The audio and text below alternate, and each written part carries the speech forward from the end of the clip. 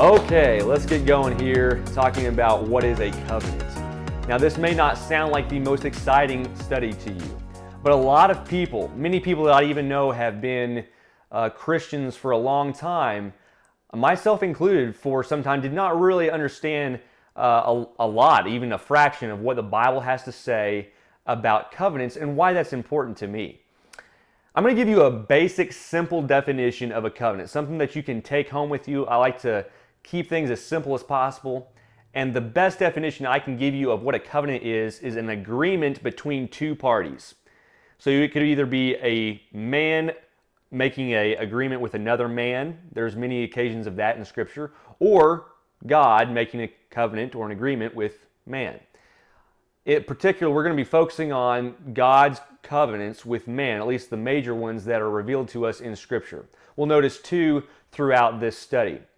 A more critical definition, and it's really not that complicated, O. Palmer Robertson wrote a book called Christ and Covenant. Although I'm not a big proponent of the book, he did give a very good definition, and that was a bond in blood. I like that definition. It's not as simple as the other one, but it gives a little bit more meaning to exactly the soberness of what kind of agreement we're talking about. When a person enters into covenant with another man, this is a binding agreement. It's a serious agreement. You don't just enter into covenant casually. But take that another step further. When a man enters into covenant with God up above, that is a very serious agreement. We're talking about no casuality whatsoever.